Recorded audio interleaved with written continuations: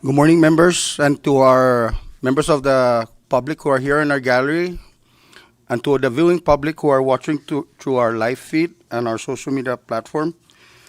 The chair will now call the second day, third regular session to order, dated Friday, March 13, 2026. Can we all rise for a moment of silence?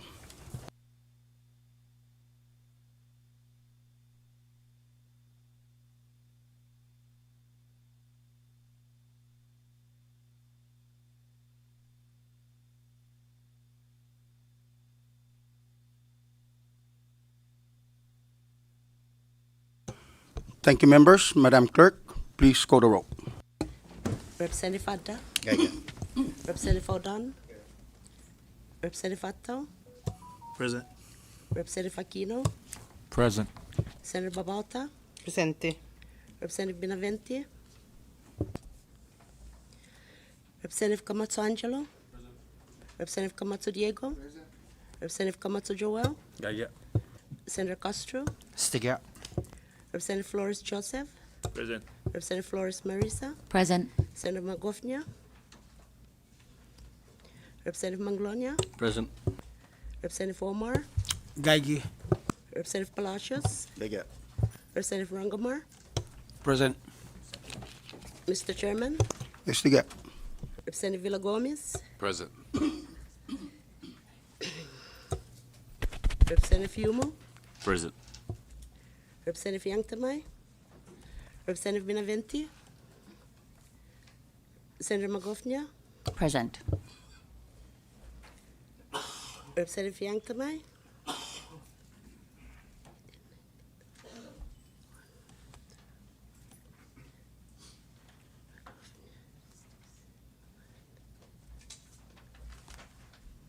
Mr. Chairman, we have 18 members present and 3 members absent.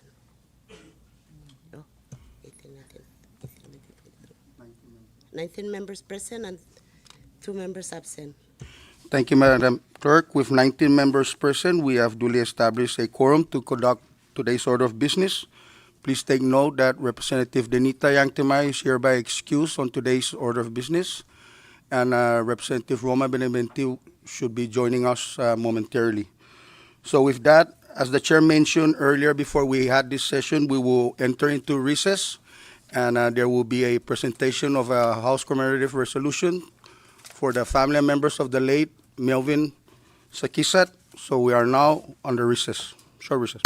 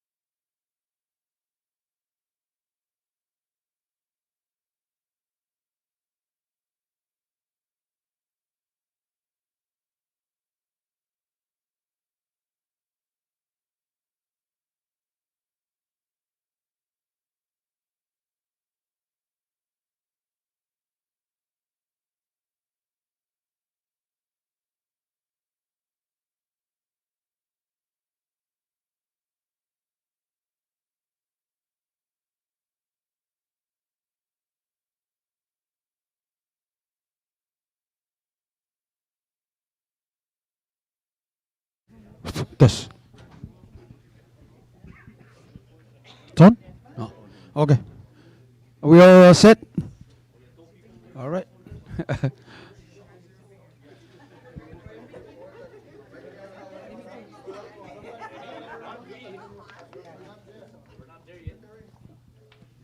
All right.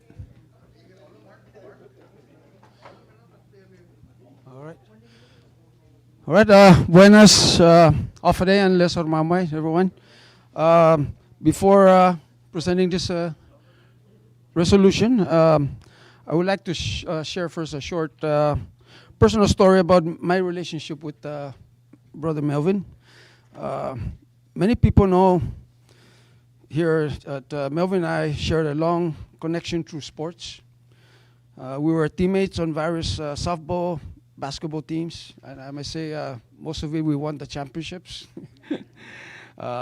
Competing together for over many years. In fact, had the privilege of being inducted alongside Melvin into the Namasa Hall of Fame, an experience that I will always cherish.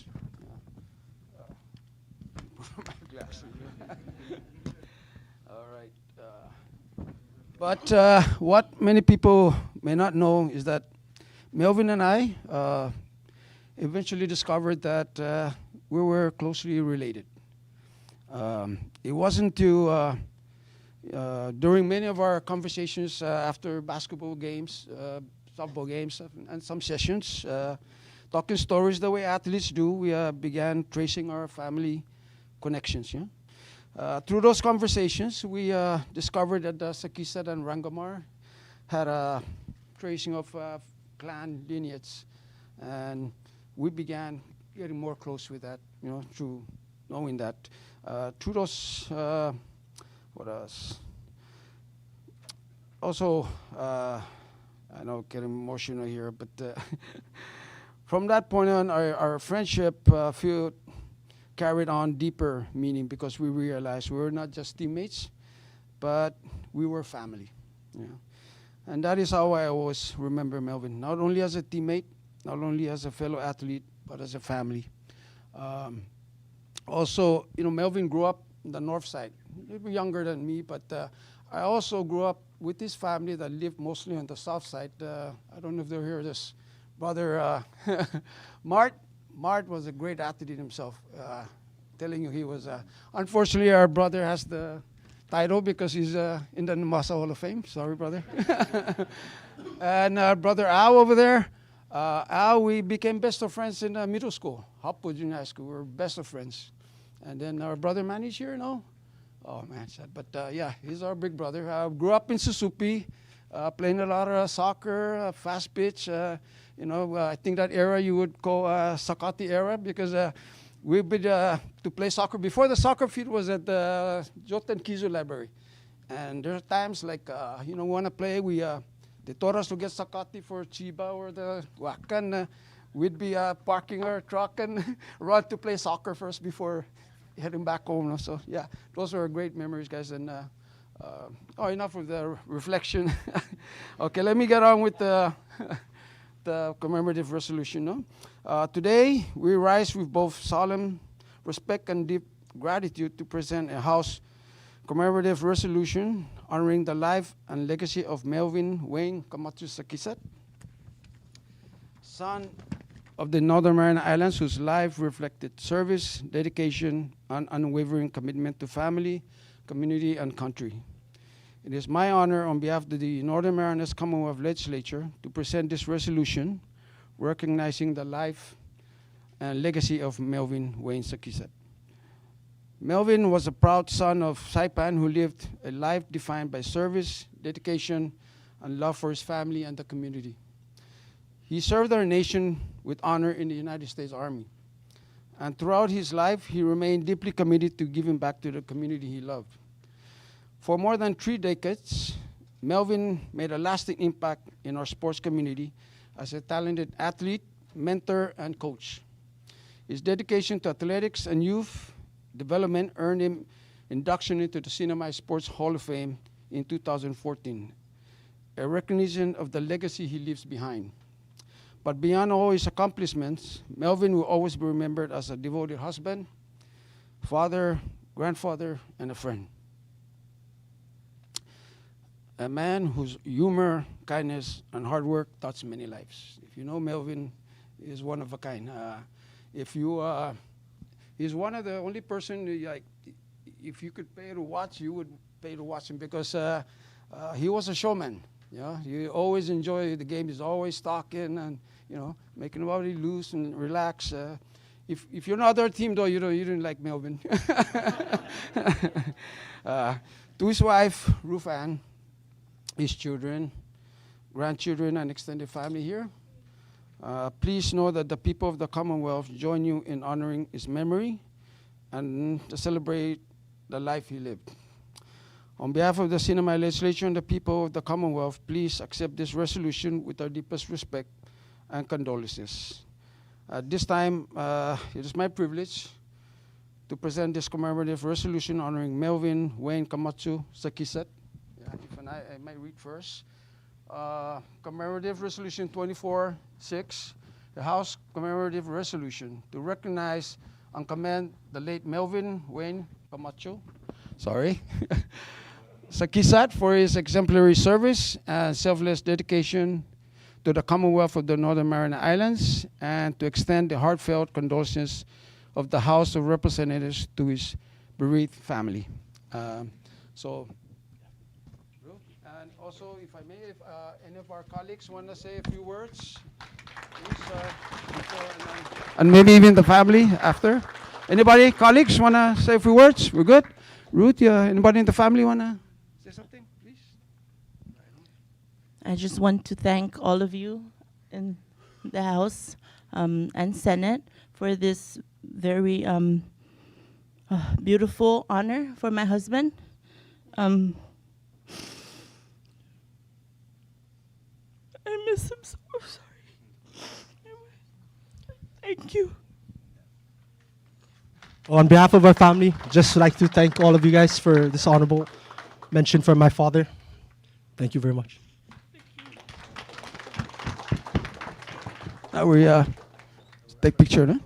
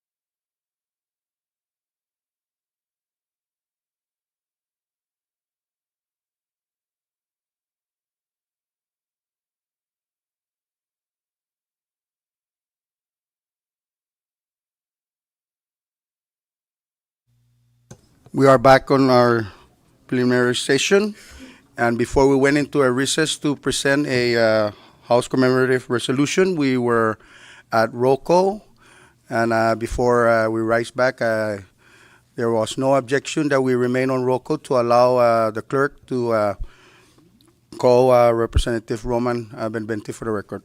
Madam Clerk? Representative Benavente? Very good. Thank you. Thank you. Mr. Chairman, we have 20 members present and 1 member absent. Thank you, Madam Clerk. With 20 members present in today's order of business, we have duly established the quorum necessary.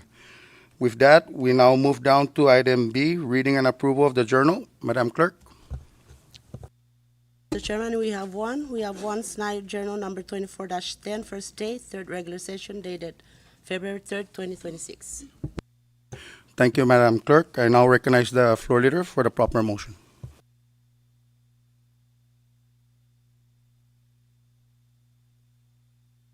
Sorry, Mr. Chairman. I hereby move to adopt SNILD Journal number 24-10, first day, third regular session, dated February 3rd, 2026. So move.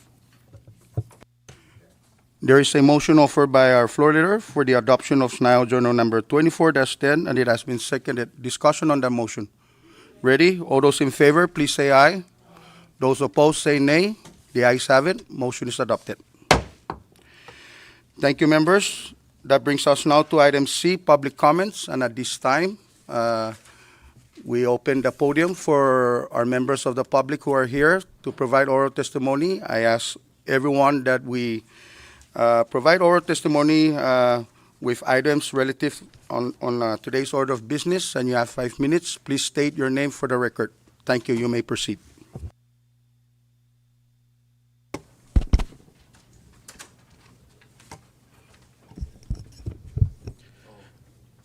Lesor Mamoy, Hafadedan Tiro, Chairman Sablon, and honorable members of the Saipan and Northern Islands Legislative Delegation.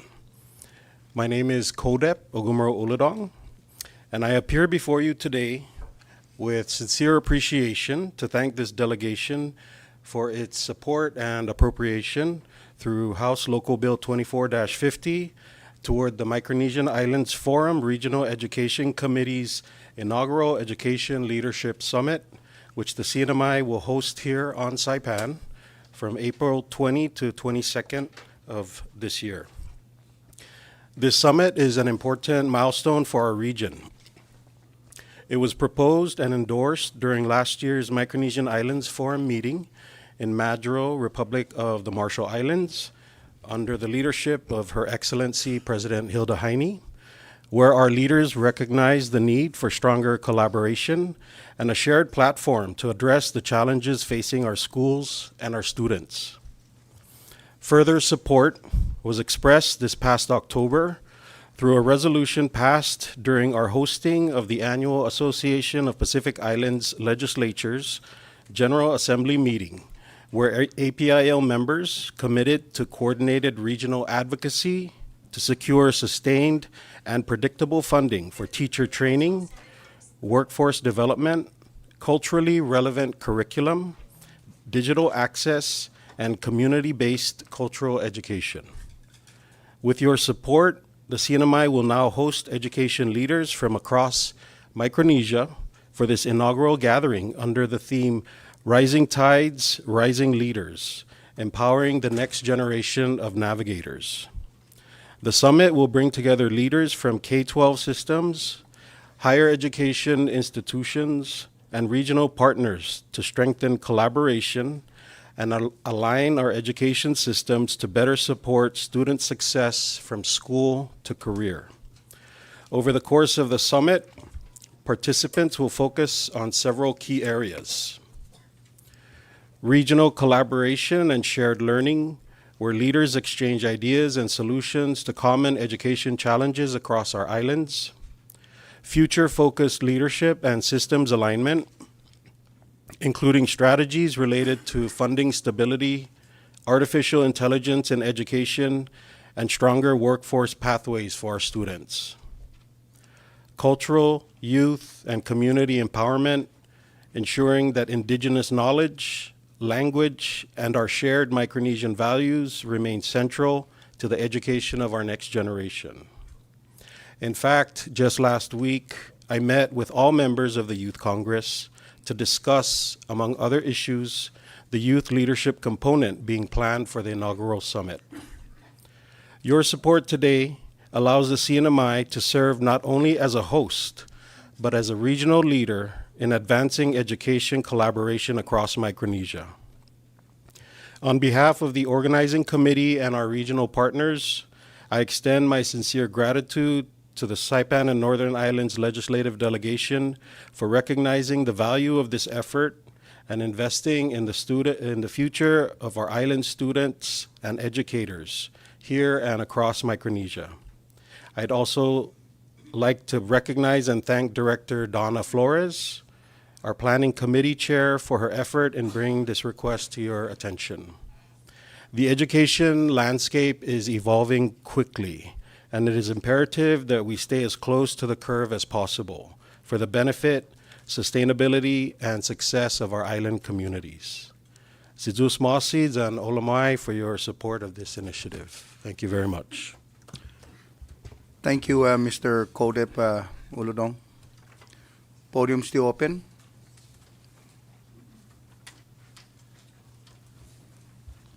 Please state your name for the record. Thank you. Good morning, Hafadeys and Tiro. My name is Leo Pangilinan, and I'm here in my capacity as the chair for the CNMI America 250 Commission. Thank you, Chairman John Paul, for this opportunity, as well as the distinguished members of this delegation. I would like to express my gratitude, first of all, to Representative Ralph Yumo, for introducing Bill 24-50, which includes a funding measure for the CNMI America 250 Commission in the amount of $20,000. I also want to provide some context here for what the CNMI America 250 Commission is involved in. But first of all, the Commission has 11 members. It was established in 2024 by former Governor Arnold Palacios. It includes all our municipal mayors, representatives of the House and the Senate here, which includes our Vice Chair, Senator Magofnia, and Representative Malcolm Omar. It includes a representative from the Department of Community and Cultural Affairs, Indigenous Affairs Office, Carolinian Affairs Office, CNMI Archives, and our nonprofit member, the Northern Marianas Humanities Council. We started meeting diligently in the beginning of 2025 to plan out activities in accordance with the Commission's charge, which is to create events and activities for the CNMI community to commemorate and celebrate the founding of the United States of America, which celebrates its 250th anniversary this year on July 4th, 2026. When we first got together, it was clear to all of us that we needed to focus on commemorating and celebrating the history of our people with the United States, which doesn't go that far back. And of particular interest of Commission members was to recognize that this is our 50th anniversary of the covenant being signed into U.S. public law. That occurs on March 24th, 2026. It's also our 80th anniversary of our people being released from the intern camps, Camp Susupi, Camp Chalankanoa, in 1946. It's also the 40th anniversary of our people becoming U.S. citizens, which is November 4th, 2026. So many milestones this year that the Commission would like to create programming around, as well as partner with other agencies and nonprofit private partners as well to galvanize our community around deepening our understanding, for one, of the foundational document that the covenant is to our political form of democracy that we have here, to the economic status, benefits, and also the challenges that we enjoy and continue to persevere through today, but also to reflect on this ongoing relationship between our people and the United States. We have a particular focus on the youth and engaging them in understanding and appreciating what the covenant is, so that they may have the tools and the know-how to shape the future for us over the next 50 years. There are three main projects that the Commission is involved in at the moment. The first will happen in 9 days. It's called the Commonwealth Jubilee. It leads up to the Covenant Day holiday, Tuesday, March 24th. It's 3 days. Each day has a theme. The first day is exhibiting our enduring traditions, so showcasing our Chamorro, Rafalawash, and Rapaganur traditions. The second day is focused on embracing American culture, showcasing how American culture has influenced our life and our traditions throughout our community. The third day is focused on our voyage through self-government. So educating our community about the covenant and everything that flows from that. The second major activity we plan to host is a podcast series involving experts and youth in our community to engage in dialogue on each article of the covenant. There are 10 articles. We plan to have at least 10 episodes that unpack what each of these articles mean, as interpreted by legal professionals, but also how our youth are engaging and what the impact is on our youth today. The third major activity is what we're calling Mariana's History Day. This is in partnership with the public school system. This will likely roll out in the upcoming school year of the fall, but we do want to engage our youth in doing local historical research on community leaders, on important events that have occurred in our history that has defined our relationship with the United States. And what that would likely look like is something we're all sort of used to seeing in a science fair, but instead of a science project being exhibited, we'll be asking students to exhibit some aspect of our history with the United States. So with that, we're very grateful, and I hope that demonstrates that this commission is in dire need of the funding on the bill today, and I thank you all for your support. Thank you, Mr. Leo Pangilinan. Podium is still open for any members of the public. State your name for the record. Thank you. Good morning, buenos dias, Hafare and Tiro. Sorry for my voice.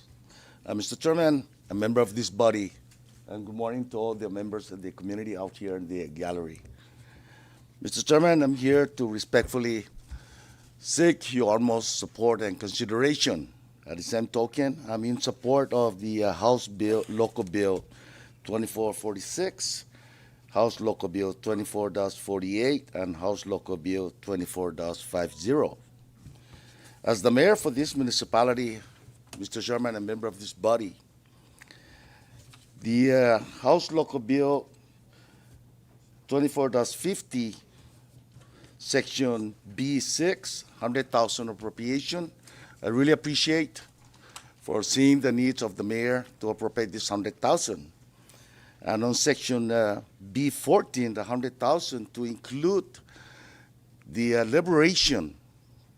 Mr. Chairman and member of this body, I strongly ask that if you can separate the 50,000 and not to subtract out of the 100,000 on Section B14. The mayor badly need this funding, Mr. Chairman and member of this body. The mayor in this municipality is everything and anything. We are facing a huge problem in our community. Yesterday, my equipment, the most important equipment that I have, the compactor, is down. How much will cost me to repair? I don't know yet. Now we face a lot of damaged road, unpaved gravel road. People are calling the mayor's office every day. This morning I received probably like 50 calls.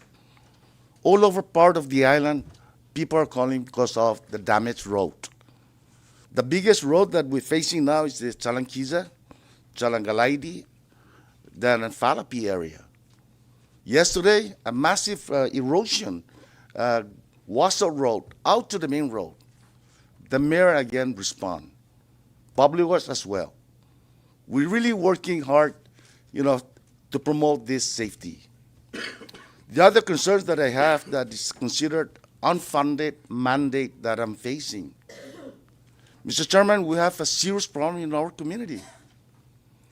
Crime is rampant. Drugs is rampant. I took this initiative and I called the police officers, the commander in the Department of Public Safety. And their concern is lack of manpower, austerity. So that gives me a big question mark. We need to support the law enforcement. The mayor of the Tinian and Rhoda and I and Northern Ireland were drafting a unified letter to President Trump because President Trump is supporting the law enforcement. And we're seeking the support of President Trump to budget the law enforcement. Law enforcement here is our protection. They're protecting us 24 hours a day. Mr. Chairman, the law enforcement is underpaid. A lot of officers are resigning. Tinian, they got only 5 officers. And that's a nightmare. Our officers here are resigning and looking for a better pasture, better green. Federal, they're hiring our local officers. So that's what I see, that the underpaid of the law enforcement. Drugs is rampant.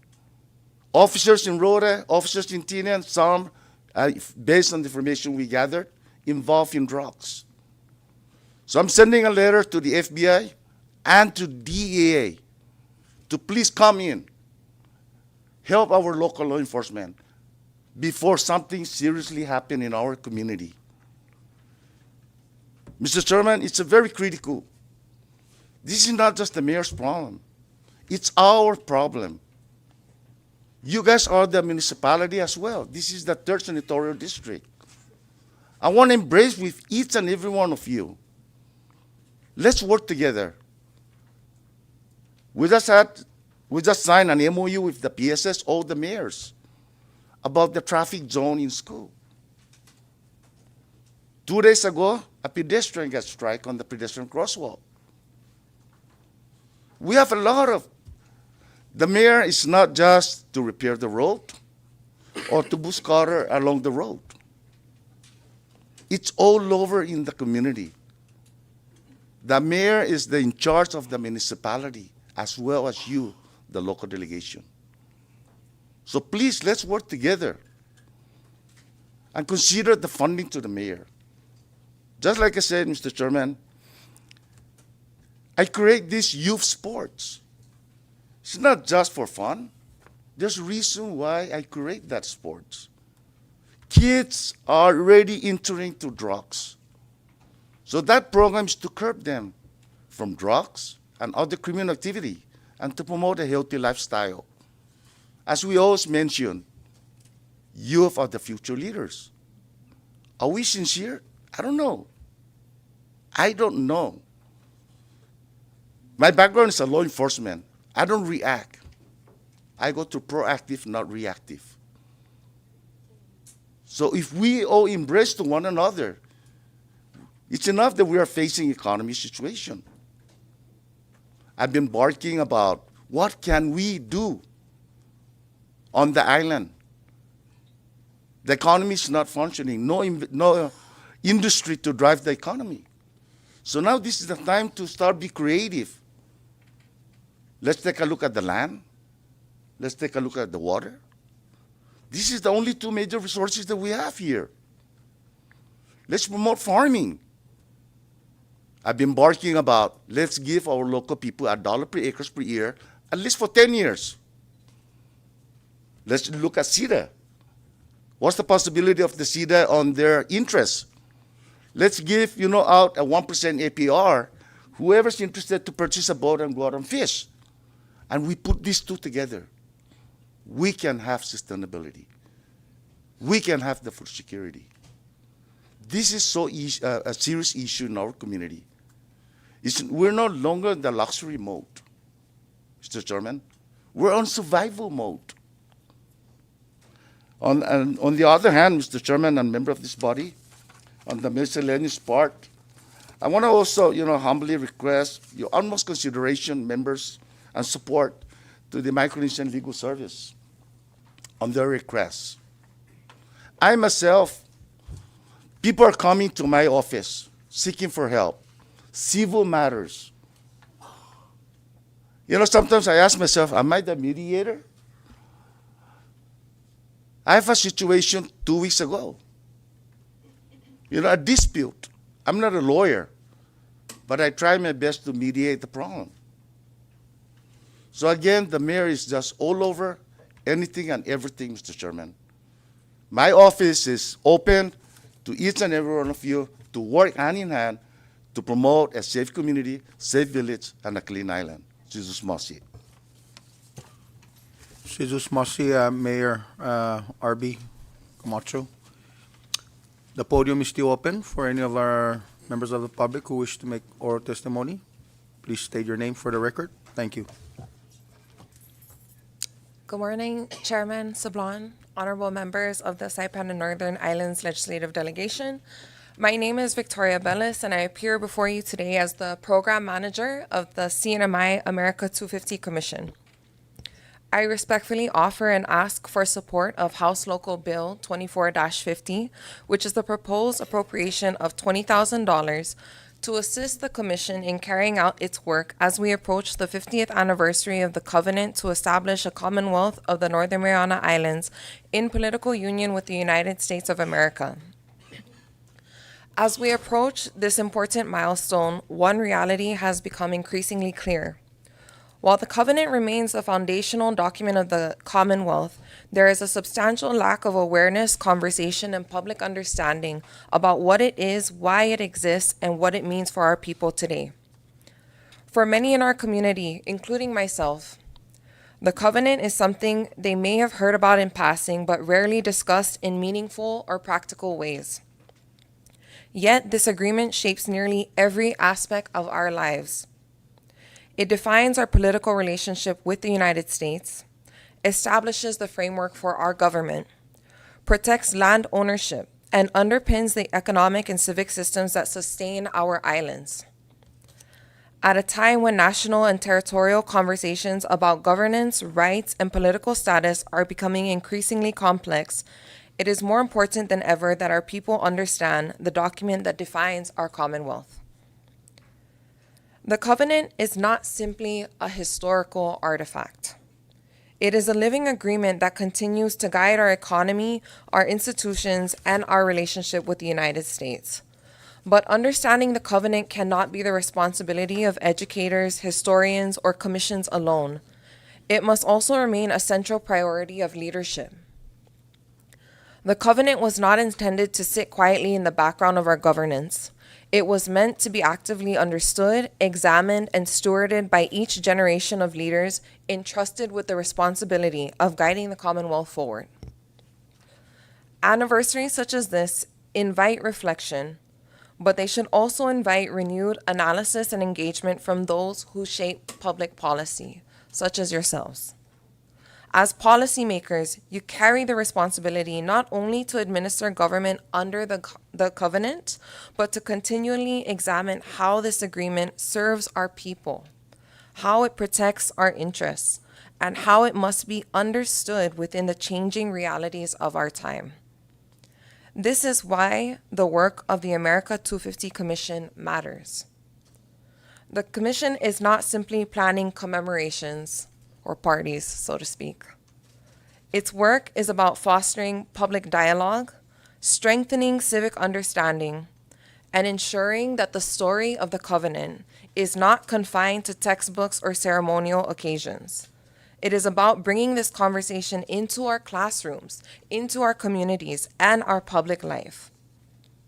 Supporting this appropriation is a small but meaningful investment in that work.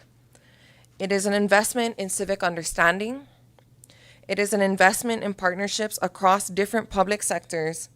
And it is an investment in ensuring that the covenant, this defining agreement of our Commonwealth, remains not only remembered but actively understood by the people it was created to serve.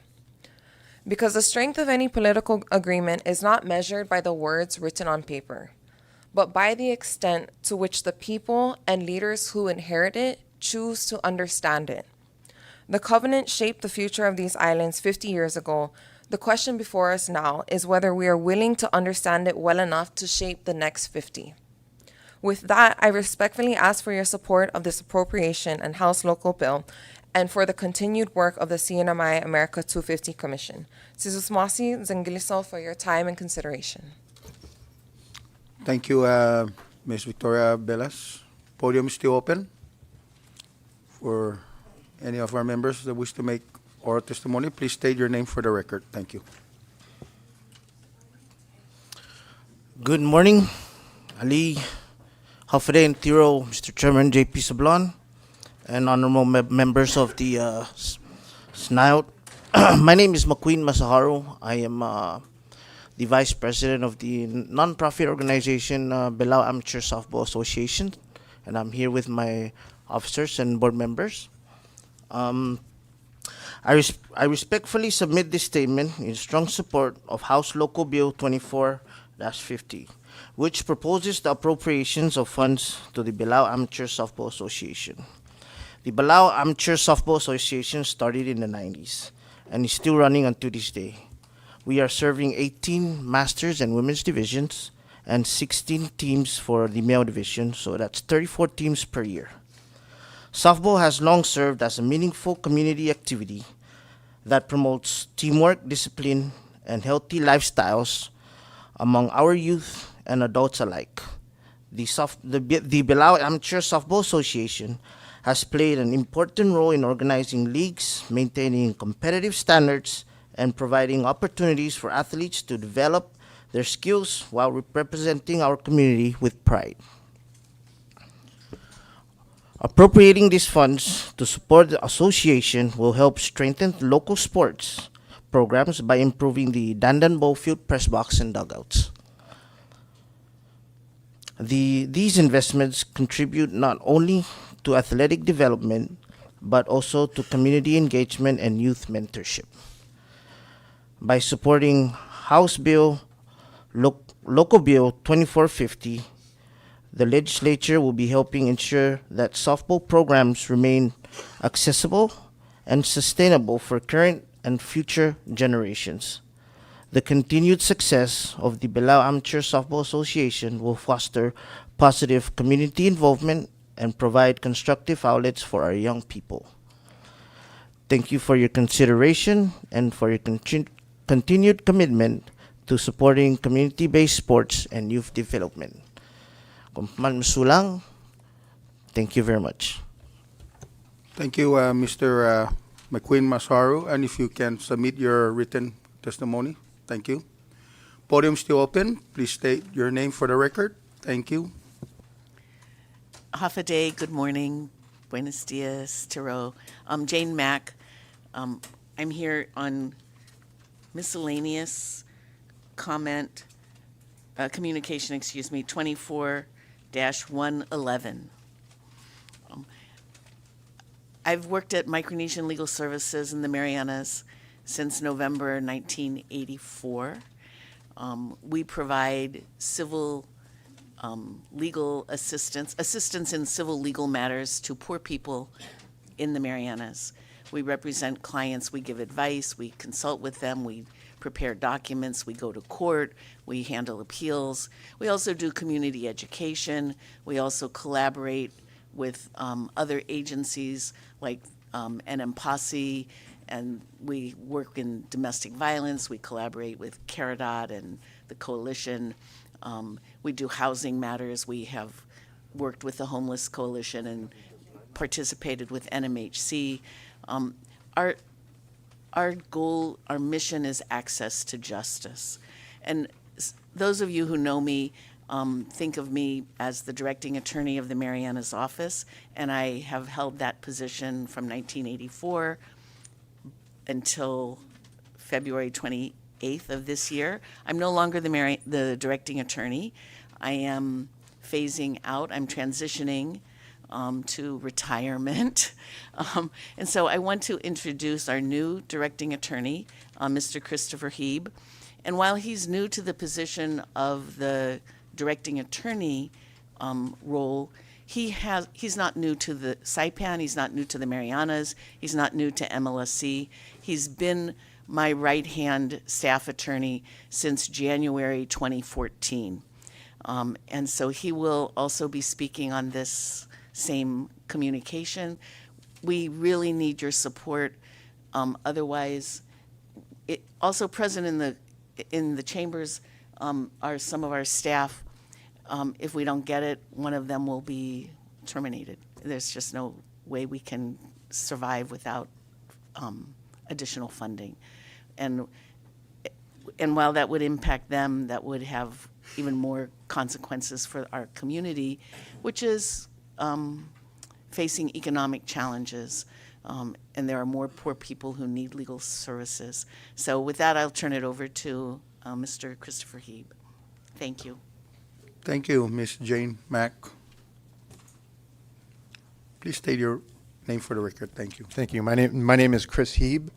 Good morning, Hafaday and Tiro, Chairman Sablan, honorable members of the Saipan and Northern Islands Legislative Delegation. First off, thank you for the opportunity to provide public comment on miscellaneous communication 24-111 and for your continued support for access to justice for residents of the Commonwealth. As I previously stated, my name is Chris Heeb, and I recently became the directing attorney for the Marianas office of the Micronesian Legal Services Corporation, or MLSC. Prior to that, I served as a staff attorney in the office and have overall been with MLSC for more than 12 years. And during that time, I've had the privilege of assisting many residents of the CNMI with a wide variety of civil legal problems. As Ms. Mack mentioned, we do also have present from our staff paralegals, Pollyann Taitano and Nikki Addo, and Legal Secretary Carmina Kalilaman. Over the years, I've been privileged to help with the assistance of my MLC colleagues, many CNMI residents facing serious legal challenges. For example, we have helped prevent foreclosures against local families, allowing them to remain in their homes. We have helped victims of domestic violence obtain legal protections that help them stay safe. We have helped caretakers of individuals with disabilities obtain legal guardianships, allowing them to care for loved ones who cannot make decisions of their own. And we assist in many other issues involving housing and consumer matters and family law, powers of attorneys, and other general civil legal needs. The people we help are often individuals and families who simply don't have the resources to hire a private attorney, but they still face legal issues that have a major impact on their lives. Today, we're requesting a one-time emergency appropriation of $45,364 due to reductions in funding from the United States Legal Services Corporation, which has historically been our primary source of funding. To explain the impact, it may be helpful to briefly describe our current staffing in the Marianas office. Currently, we have a total of 7 staff members. 2 of these positions are now funded through a new domestic violence grant program, and those staff focus on a specific subset of domestic violence services that are required to be performed under that grant.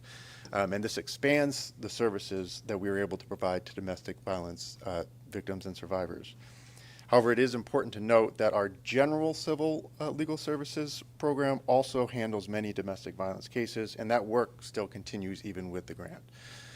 The grant does not replace that work. It adds additional capacity and focuses on expanding services within the broader area of domestic violence assistance. Before this new domestic violence grant, we had 7 staff members who were providing general civil legal services to the community. Due to the recent funding reductions that we've had, our general services staff has now been reduced to 5 staff members, which is 2 attorneys, 2 paralegals, and 1 legal secretary. Without this appropriation, that staffing may likely need to be further reduced to 4 staff members, which would be 2 attorneys, 1 paralegal, and 1 secretary.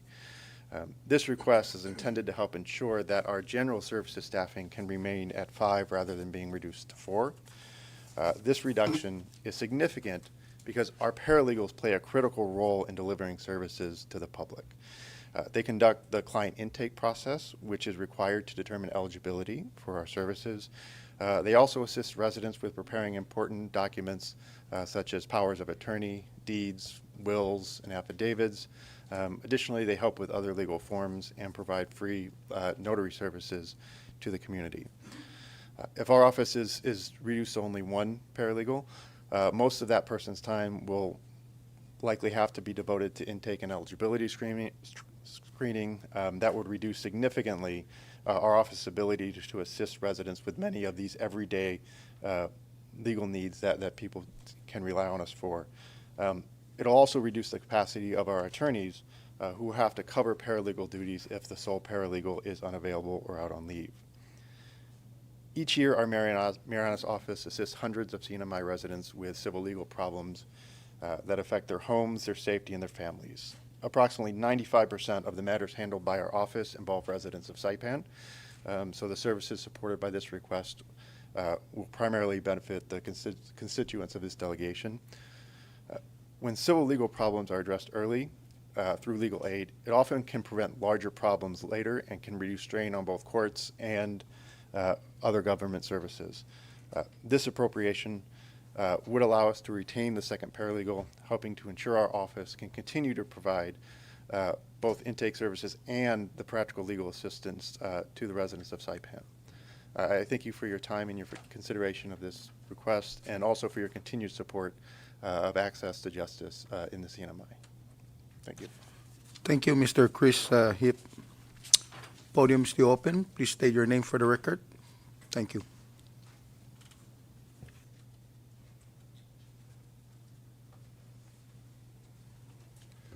Good morning, Chairman, esteemed members of the delegation. My name is Lee Plisco. I'm the Director of Micronesian Legal Services, a position I've held since 2012. I want to make a couple comments. I thank you for the opportunity to do so on behalf of Funding for Micronesian Legal Services. MLSC is facing a budget crisis, not just here in the CNMI and on Saipan, but throughout Micronesia. We have 59 staff throughout the islands, from the Marshall Islands through the FSM, Palau, and Guam. And we're looking at laying off about a quarter of our staff throughout the regions because, as Mr. Heeb mentioned, our funding from the U.S. Legal Services Corporation, through no fault of our own, has been cut dramatically. We're going to the jurisdictions in all the areas where we have our offices and are making these emergency requests for funding so that we can continue to provide the services that our communities have relied on for nearly 50 years throughout Micronesia. Mayor Camacho already said everything that I wanted to say in support of the value of Micronesian legal services. In addition to what Ms. Mack and Mr. Heeb have said, I just want to make two additional comments. Number one, I believe that justice is the foundation. It's the foundation of the values that we hold so dear, the values that we have for family, for economic and other opportunities. Families weaken without justice. Economic opportunities disappear without justice. With Micronesian Legal Services, as has been mentioned, the types of services that we provide are integral with the needs of our community. In criminal cases, the power of the government against people who are accused of crimes is balanced by the Office of the Public Defender, who will represent people who can't afford private attorneys. On the civil side, the non-criminal cases, all the legal issues that people have that they're facing, this is with the role of Micronesian Legal Services. So from simple legal matters to complex legal cases, these are very difficult for everyone to navigate. And this is the role of Micronesian Legal Services. Most of the people of the CNMI are eligible for our services by far. It's a matter of resources about what we can do. So first of all, justice, the foundation. The second thing I just want to comment on is my dream for Micronesian Legal Services and the people of the CNMI, which is that every adult knows about Micronesian Legal Services. They know what we do. They know how we can help. They know how to contact us. They know when to contact us so that people come in time and not so late that the options of how we can help people become more limited as people get down a path that they find themselves really difficult to get out of from a legal standpoint. So with that, I again thank you and thank the delegation for your continued commitment to justice and with much appreciation and humility, thank you. Thank you, Mr. Lee Plisco.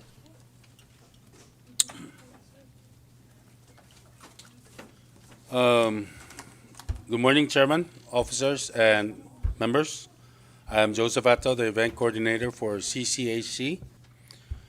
With that said, the Commonwealth Council for Arts and Culture is grateful for the $60,000 appropriation from this delegation, even though it's a lot less, but we'll try and stretch the amount to pay for all our obligations to make the 45th annual Flame Tree a success.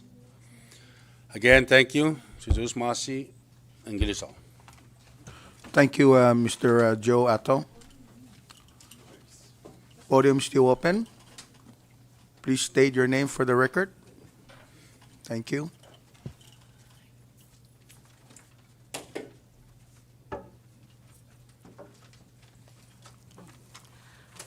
A blessed good morning to everyone.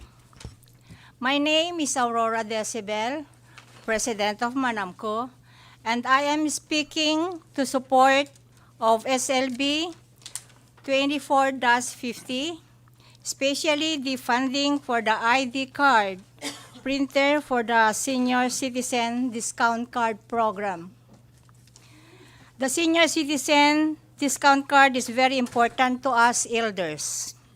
It helps us receive the discount provided by law when we buy food, medicine, and other basic needs. Many seniors live on a fixed income, so these discount cards help us very much. Right now, our cards are only simple laminated cards that easily were cut. Now, with a proper ID card printer, the Office on Aging can produce stronger and better looking cards that will last longer.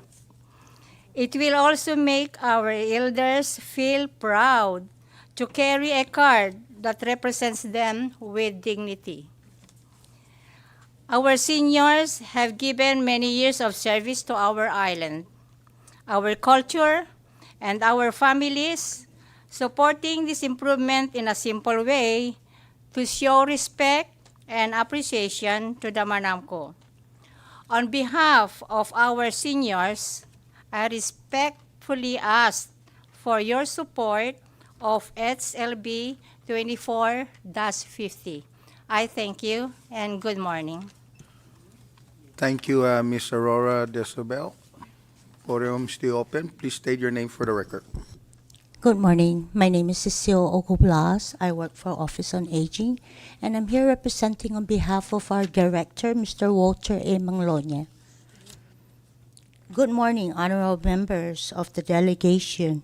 I stand here today strong support House Local Bill 24-50, practically the portion that provides funding for the acquisition of an ID card printer for the Senior Citizen Discount Card Program. The Senior Citizen Discount Card is more than just a card. It is an important identification that recognizes our elders and ensures they receive the benefits that they have rightfully earned after a lifetime of hard work, sacrifice, and contribution of our islands. With this card, seniors are able to receive discount on essential goods and services such as food, goods, medicines, transportation, and other daily needs. For many elders living on fixed incomes, this discount makes a meaningful difference in helping them stretch their limited resources. At the Office on Aging, we see firsthand how important this program is to our Manamco. However, The card we currently issue are very basic, simply laminated cards that wear out quickly, fade, and sometimes tear after regular use. They do not reflect the dignity and respect that our elders deserve. By acquiring a proper ID card printer, we will be able to produce durable, professional quality cards that last much longer and easier for business to recognize. More importantly, these improved cards will give our elders a sense of pride and honor when they carry them. Sometimes as simple as well-made card can symbolize recognition and appreciation for their lifelong contribution to our families, our culture, and our islands. Our elders built the foundation of our society that preserves our tradition, raised our families, and shaped the values that guide us today. Supporting improvements to the Senior Citizen Discount Card Program, it is small but meaningful way we can show them the respect they deserve. For this reason, I respectfully urge the delegation to support this measure and approve the funding for the ID card printer under House Local Bill 24-50. Thank you for your time and for your continued support of our senior citizens. Respectfully, Walter A. Manglonia, Director of Office on Aging. Thank you so much. Thank you, Ms. Cecile Blas. And if you guys are in Liberty, please submit your written comments. I know that Ms. Aurora has written comments earlier. Are you in Liberty to submit that to the delegation? Thank you, and the podium is still open. Please proceed, and please state your name for the record. Good morning, buenos dias. My name is Sofia Benaventi. I'm one of the vice president for the Manamku. We're here to support. Please help the Manamku. Por favor, ajude Manamku. Thank you. John Jesus Mawasi. Jesus Masi, Ms. Sofia Benaventi, podium still open. Please state your name for the record. My name is Emmanuel Mikel from the Office of Aging. I have a dream. I have a dream. I said, I have a dream. One day, we will have a nice discount card. Thank you. I support this bill. Thank you, Mr. Emmanuel Nico. Podium is still open. Please state your name for the record. Thank you. Good morning, Honorable Chair and esteemed members of the Saipan and Northern Islands Legislative Delegation.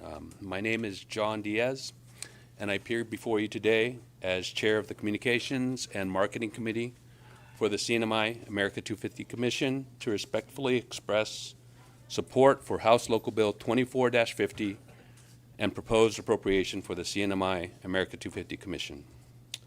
The America 250 Commission was established through Executive Order number 2024-007 by the late Governor Arnold Palacios.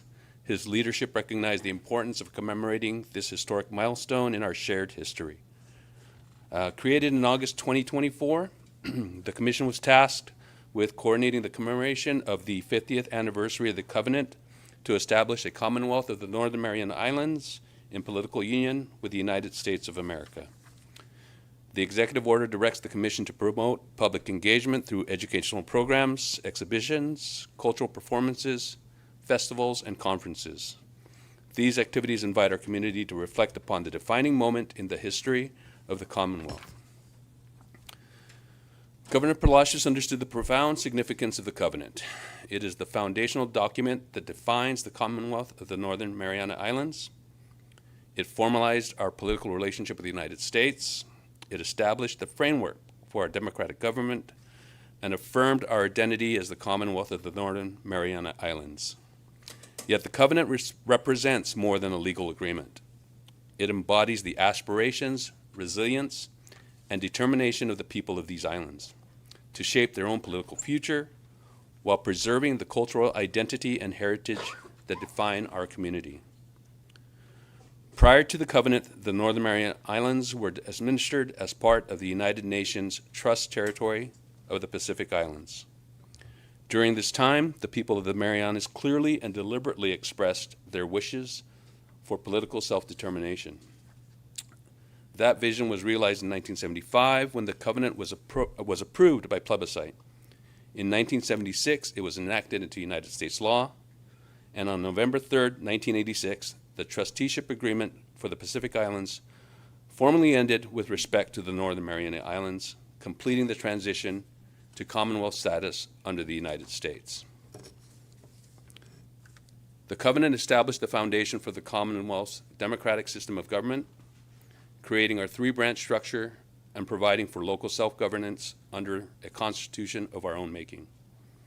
It secured United States citizenship for the people of the Northern Mariana Islands, affirmed our place within the American federal system, and recognized the importance of protecting land ownership and preserving the cultural heritage of the Chamorro and Carolinian people. In doing so, the covenant created a distinctive political relationship, one that balances local autonomy with partnership within the American democratic system, while affirming the enduring importance of culture, community, and stewardship of the land. Anniversaries such as this invite both celebration and reflection. The covenant stands as a testament to the principle that government derives its legitimacy from the consent of the governed. It reminds us that the freedoms and opportunities secured through this agreement must be understood, safeguarded, and carried forward by each new generation. The Commission respectfully appeals to this body, as policymakers and public servants, to champion the covenant and acknowledge its enduring importance to our community, our political partners, and the generations who will inherit this Commonwealth. The covenant is, in many ways, our Declaration of Independence. It deserves the recognition, reverence, and gravity that our forefathers understood when they chose this path for the people of the Northern Mariana Islands. As John Adams once wrote, liberty cannot be preserved without a general knowledge among the people. Thomas Jefferson likewise reminded us, educate and inform the whole mass of the people, for they are the only sure reliance for the preservation of our liberty. And President Dwight D. Eisenhower observed, freedom has its life in the hearts, the actions, and the spirit of men. So it must be daily earned and refreshed. Anniversaries remind us not only where we have been, but who we have chosen to become. By supporting the work of the CNMI America 250 Commission, we ensure that the story of the covenant and the values it represents continue to guide the Commonwealth and inspire future generations. Thank you for your time and consideration, Mr. Chairman. I respectfully ask for your support of House Local Bill 2450. Thank you, Mr. John Diaz. Podium still open. For any members of the public who wishes to make oral testimony, please state your name for the record. Thank you. Good morning. My name is Sonia Camacho, and I am the Director of Courts for the CNMI Judiciary. Thank you for the opportunity to speak before you today. I am present on behalf of Chief Justice Alexandro Castro and Presiding Judge Roberto C. Naraha. The Judiciary's comment is as to item D3 on your agenda today. This item is Bill number 2450, appropriating local funds for other purposes. Section 2B12 of the bill allocates funds for the Family Court Division, and we are in support of this action and respectfully request and thank you for your support and consideration. The requested funds will address operational needs for the Family Court's Pro Se Center and related services. The Pro Se Center is a designated family safe area within the Guma Justicia where self-represented litigants come to obtain assistance in filing temporary restraining orders, child support, and other related services that address their challenges as families in the Commonwealth. The allotted funds will allow for a big step at providing a safe and responsive environment for parents and children in the handling of their requests before the court. We thank you, Chairman John Paul Sablan, the author of the bill, Ralph Yumel, and all of the SNILD members for your consideration of the bill. Additionally, we respectfully request that line 20 on page 3 reflect the separation of branch authorities and vest the expenditure authority with the Chief Justice. Your support is greatly appreciated, and your time for all of these important matters on today's agenda is very appreciated. Please do not hesitate to let us know if we can provide additional information. Thank you. Thank you, Director Sonia Camacho. Podium is still open. Please state your name for the record. Thank you. Aphrodite Zentiro. My name is Roberta Guerrero. I'm Executive Director for the Mariana Islands Nature Alliance, better known as MENA. And I'm here today to support the initiative being brought forth by SNILD to allow MENA to continue our Adopt-A-Bin program. Adopt-A-Bin was established in 2010 with the intention of keeping trash out of the ocean. This success has been ongoing since 2010 through the ADOPT program, where businesses in the CNMI take on an annual sponsorship that pays for the collection and maintenance of these bins. Last year's data shows us that in 2025 alone, we collected over 7,000 pounds of plastics, metals, and cans through this program, as well as that they don't weigh the mixed waste as a part of it. This year, our bins are in trouble because our sponsorships, out of 11 bins, we've only been able to get commitments this year for 5 commercial sponsors for this program to continue. Understanding that it's part of our economic doldrums at this point, but our main focus also in keeping trash out of the ocean is to make our islands our home, right? We invite visitors to our homes. When people come to our homes, what do? We sweep up, we clean out the trash, right? Tourism is our only main economy right now. We talk about diversification, but when we come down to it, tourism is what's going to bring us back. So our humble request is that we get the support of this body to help us continue with this mission. A big part of the request is also to expand this mission from beaches to the Garapan area. We've got numerous reports of just trash everywhere, and we hope to work with OPD, who I believe is the responsible agency for that whole area in Garapan, to be able to establish recycling bins in specific strategic places so that not just the community will learn how to use them, but they'll be available for our tourists. Excuse me. So I really appreciate the time that you all are putting into keeping our environment, our community safe, not just for our community, but for our visitors as well. Our mission is to empower our community for conservation, and with your assistance, we hope to continue that for years and years to come. Sidus Masi. Sidus Mosi, Ms. Roberta Guerrero, podium still open. Please state your name for the record. Thank you. Lesser Marmoy, Amaga Umogaan, buenos en saludo para todos hamzu les lectura, niman gif pago, zan put sudo.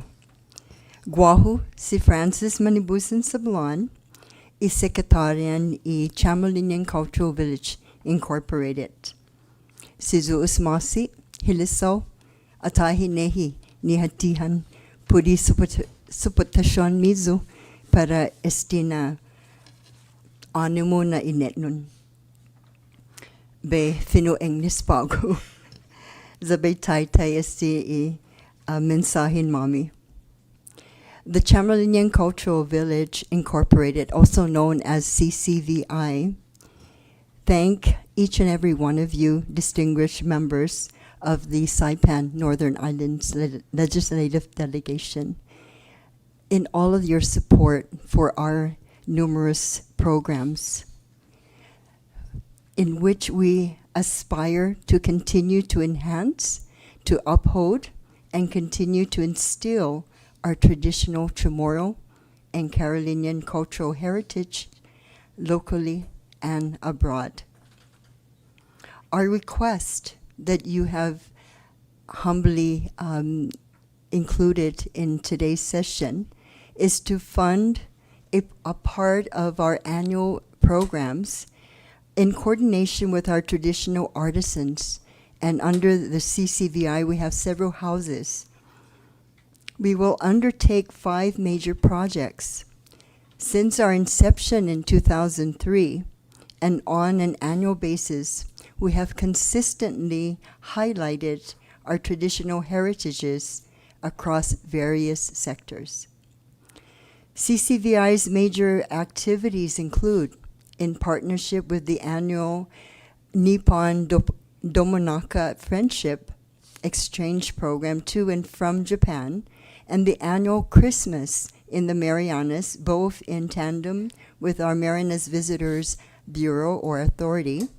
The Exchange Friendship Program that we conduct annually is also featured on YouTube annually, and it covers nationwide televised to over 2 million viewers in Japan and throughout the world, along with our Nippon Friends news media outlets at practically no cost to the CNMI.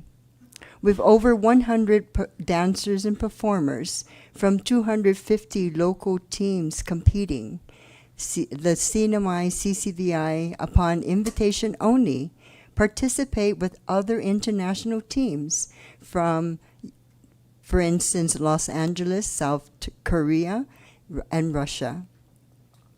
Our Japanese friends have complimented and participated at our annual Liberation Day activities for over 2 decades now, except during the COVID-19 fiasco.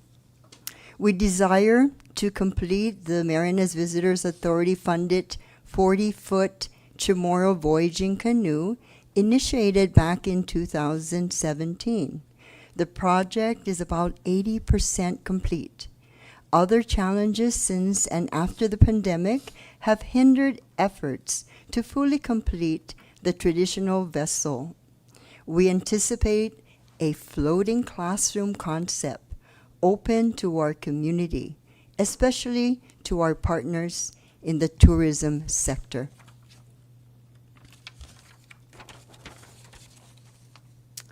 One of CCVI's traditional canoe program provide a glimpse of traditional navigational activities throughout a series of annual high school paddle programs with the public school system's athletics program. We aspire to expand these programs to our regional educational institutions and invite our Japanese and other tourism friends to stargazing and lunar lessons and more. CCVI has a seat on the Federation of International Dance and Arts Festivals, also known as FIDAF, with its main office located in South Korea. With your assistance in 2023, we were able to host 30 traditional dancers and artisans from Bulgaria to the CNMI. It is highly noted that our Bulgarian friends had openly expressed to CCVI their desire to return to the CNMI. We would like to reciprocate their request and go and attend their festivals in Bulgaria someday. In fact, we forged concentrated efforts and formalized a marketing cooperative strategy. For example, branding the CNMI to 80 countries, promoting friendship and goodwill under the FIDAF flag. In 2023, we, with your sponsorship and assistance, were able to host the first Mariana Islands International Dance and Arts Festival. And with the funds that you provided us, we were able to host the Bulgarians. And next year, we would like to host another 30 artisans from Spain. We plan to have meetup for every 2 years, but because of our finances, we've kind of extended it to every 3 years. So next year would be the third year and would be the second MEDAF program if we are provided the fundings. So Spain is excited to join us next year to support the MEDAF program we want to host.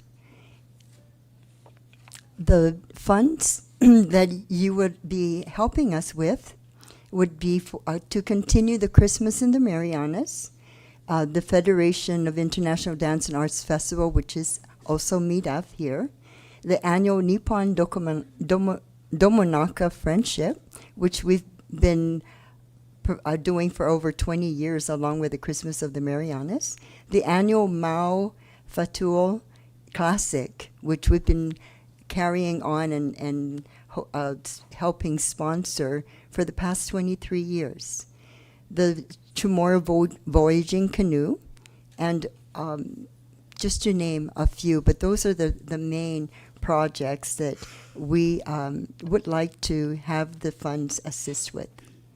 So on many occasions, CCVI and their houses have assisted and provided traditional performances on last-minute requests from our community and elected leaders at no cost.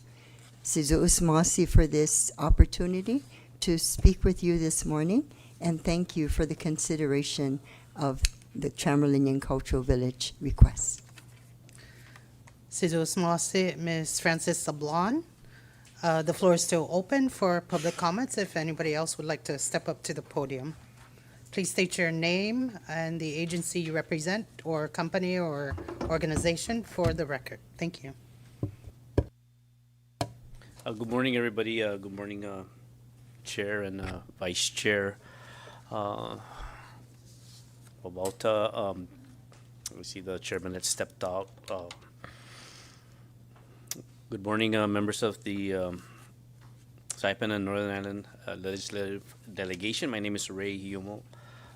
Here, I'll be wearing a couple hats, but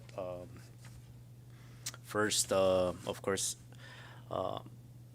I'm with the, I am the Secretary for the Department of Public Works, and I'd like to throw support over to Ms. Roberta Guerrero with the Mariana Islands Nature Alliance, MENA, because as you all know, the Department of Public Works is getting ready to spin up the Advanced Disposal Fee Program. We're working with US EPA with the SADRA funding for our waste systems for the CNMI, all three islands, and of course MENA has a special niche in this system, and their program aligns with our goals, and we want to make sure that I want to make sure that MENA is still around once we're ready to push forward with the full expenses of the solid waste program that we've are slowly forming. With that, I'm also here as the president of the Saipan Little League Baseball Association, so I'd like to make comments on House Local Bill 24-50. I did submit to the chairman earlier a memorandum from Saipan Little League outlining our expenses for the appropriated funds from a few years ago. In fact, Saipan Local Laws 22-5 and Saipan Local Laws 22-17. And I submitted last year I submitted a request to for this drawdown of funds from the Department of Finance Secretary Ms. Tracy Norita. So Saipan Local Law, the two laws, 22-5 and 22-17, appropriated in the aggregate $40,000. And at the time, the intended purpose for of the drawdown was to support our regular season operations, including equipment, uniforms as needed, ball field usage fees, and officiating services for umpires, for example, statisticians. However, following the start of the season and after evaluating our league's operational needs, the board determined that the appropriated funding would be better utilized to support the majors and juniors all-star teams' participation in the then 2025 ASPAC regional tournament, which was hosted in Hwaseong, South Korea. The decision was made to maximize the benefits of the appropriation by enabling our youth to represent the Commonwealth at the regional level, an opportunity that carries significant developmental, educational, and community value. Of course, if I could add as well the marketing aspect, sending our youth out there as ambassadors for the Commonwealth also resonated well. So accordingly, attached to the submission I gave to Chairman Sablan is the expense report documenting the full and appropriate use of the $40,000 allocation for the ASPAC tournament, including airfare, tournament fees, lodging, per diem, equipment, transport, and other essential travel-related expenses. The expenditures reflect the actual costs incurred to safely transport, house, and support our all-star athletes and coaching staff from June 25, June 25, 2025 to July 4th, 2025, in alignment with the league's mission again and the public purpose of the appropriation.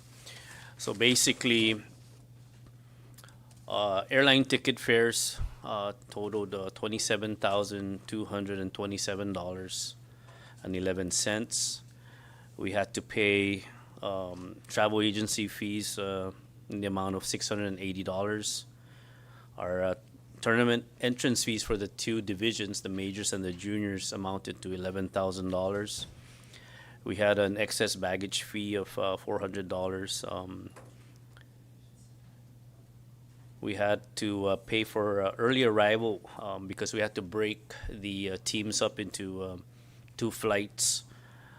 So we had, fortunately, the exchange rate was very favorable for us. So it was $280 for 4 rooms for the first group.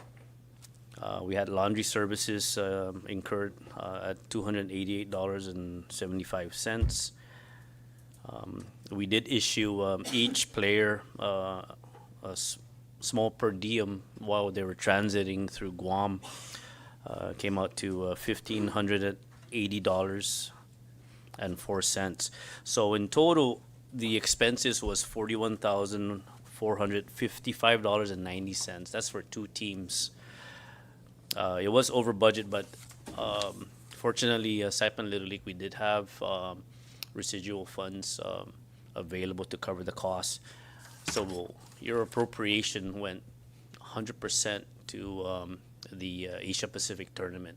So this basically gives you the baseline of what it costs to send these 2 teams to South Korea. South Korea, if you're not familiar, hosts the Asia Pacific and Middle East. So for our region, all the little leagues from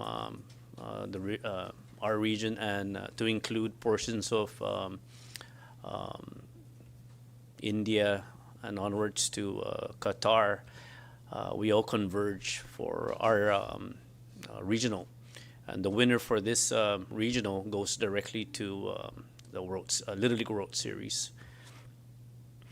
So what does this mean? It means looking to today, and I know there is appropriation for Saipan Little League for ASPAC, and I thank the author, of course, and the members for your support. I do understand as well that there is a report from the Secretary of Finance that the funding available is actually far short, to the tune of about $600,000. So you're going to have to make some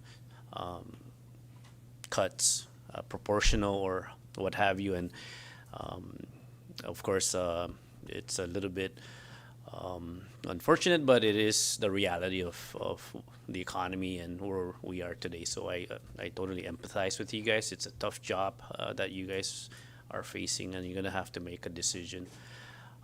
But of course, I have to put my 2 cents into it. Oh, you know what? Correction to the. Oh. The other thing I'm going to submit to you is that if you did not catch from me, I did not mention the seniors division that went to the ASPAC last year to Guam. And that's because the funding came from then late Governor Arnold I. Palacios, and we thank him, of course, posthumously for his support for Little League as well. And the expenses that was incurred for the team that went to Guam was actually $20,179. The airfare to Guam was $11,999.80. Excess baggage fee, we had to pay $400 to United. Hotel, we had to pay $45.55 and 44 cents. Laundry services, car rentals, gas, groceries. There was also restaurant expense per diem. So all in all, it totaled $20,179.10. Guam did not charge an entrance fee, so everything was out of pocket, and it basically boiled down to roughly the same amount it cost us to send a team to South Korea that we sent to Guam. So that gives you an idea that Guam is expensive. Now, just for your information, I did receive an official notification from ASPAC. The seniors division will be playing in Jakarta this June. It's about a week and a few days long. The majors and juniors is still expected to be in South Korea. It's a 5-year rotation. So I know if you add all three up, it's about $60,000. That's just for ASPAC. And if you notice, I did not speak of the operational costs for Little League on island, the regular season. And I'll be reporting to you at a later time for that report, so that you'll be aware that I was able to conserve the funding that was made available to us and had it carried over. So I am mindful with that, and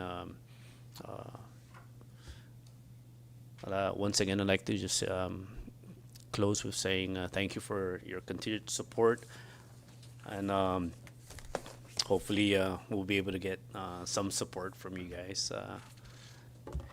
Thank you. Desmasi. Thank you, Secretary Reyumo. Podium still open. Please proceed. State your name here for the record again. Si Zosmosi. Lesser Mamoy Talu. Amaga Mogaan. Zan Buenas and Saludo. Chairmen and distinguished members of this prestigious body. I'm wearing another hat, just like Secretary Yumo. Now I'm wearing the Marianas Alliance of Non-Governmental Organizations hat as the Executive Director.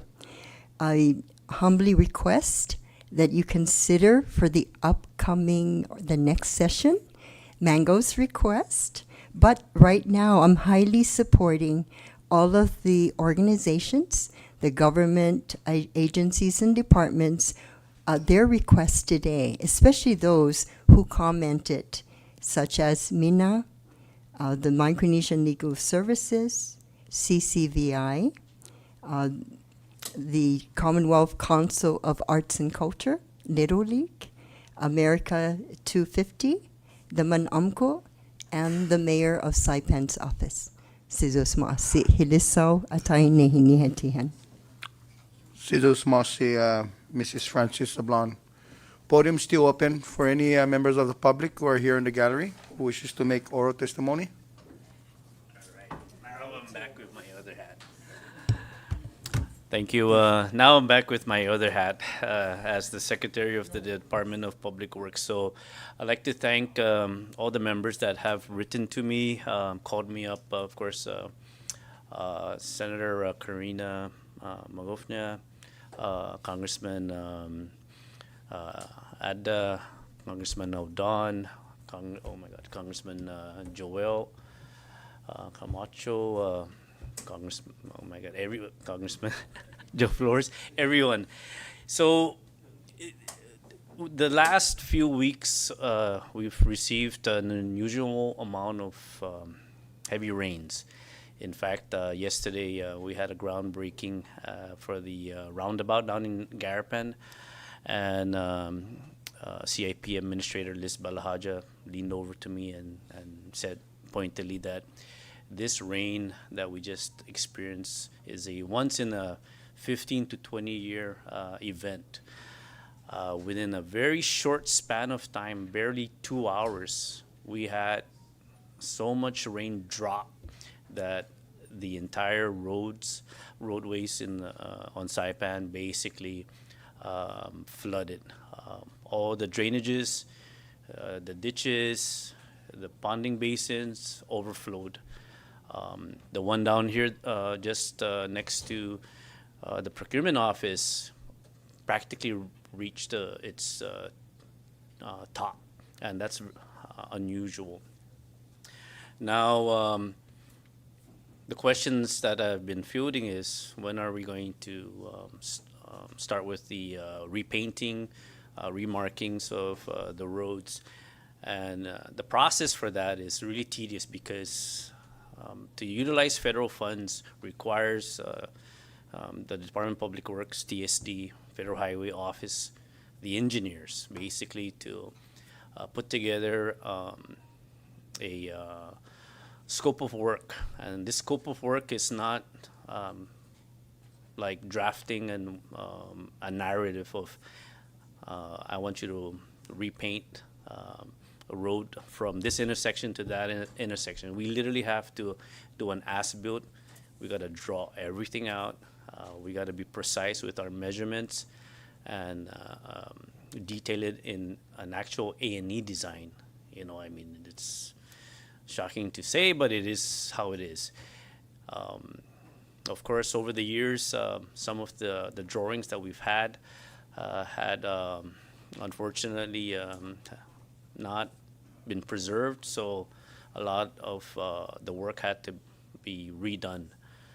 Now, long story short, so I don't drag this on, because I'm going to ask for a more intimate, if you will, meeting with you guys, because I do have some detailed numbers. We did assess, just so I can list it out, Route 36, Talafofo Road from Escos to Kingfishers, that's about 2.3 miles. Route 315, that's Quartermaster Road from Beach Road to Middle Road, that's 0.34 miles. Route 38, Micro Beach Road / Navy Hill Road, 1.65 miles. Route 31, Monsignor Guerrero, AK Toyota to Dandan Traffic Lights, that's 2.23 miles. Route 32, Asperdido Road, that's 2.23 miles. Route 34, that's Cagman Road, 2.33 miles again. Route 305, Dandan Road, 1.64 miles. And it requires, for example, placing type YY raised pavement markers, type CR raised markers, striping, 4-inch width, pavement, yellow and whites. It really detailed. In the aggregate, the estimate is $1.174 million. That is way out of my T-tip budget of $500,000. Okay, so I'm trying to give you the challenge that I have to face in trying to split this up. And this is just that section. Signalized intersection pavement markings. So everybody's been complaining about why the markings at the traffic intersections are already, Finutsamolo, right? Mafnas, right? It's already all rubbed off. It's gone. So Route 30 and Route 315 intersection. We have another section, Route 3308 intersection. Gosh, there's like about 3 or 4 of these. That in and of itself comes up to $692,000 as an estimate. We also have school bus shelter, pedestrian crosswalk, school zone pedestrian crosswalk crossings. I know that's another hot topic. And there's a lot of these. And these are just the ones that are along federal highways in the CNMI. That comes up to $373,000. Okay. Right, so Right. in the aggregate, we're looking about $2.2 million just to restripe, remark everything. So All right. I don't expect the delegation to fund for this. I'm gonna ask the support of the delegation, of course, the legislature, to write a letter to our good delegate, Representative Kim Hines, for support, and see if we can get federal assistance here, especially with the military buildup, military traffic that's going to be traversing our highways. This is a good nexus. So that's why I'm here explaining this, that before you consider using local funds, let's work together to write letters of support to DOW, Department of War, our delegate office, and we'll try to get some external funding for Okay. this. Okay. All right. Thank you. Thank you, Secretary Ray Yumo. Are there any of our members of public wishes to make any more oral testimony? Podium still open? Seeing that there is no more public comments, the chair will now call a short recess. Short recess.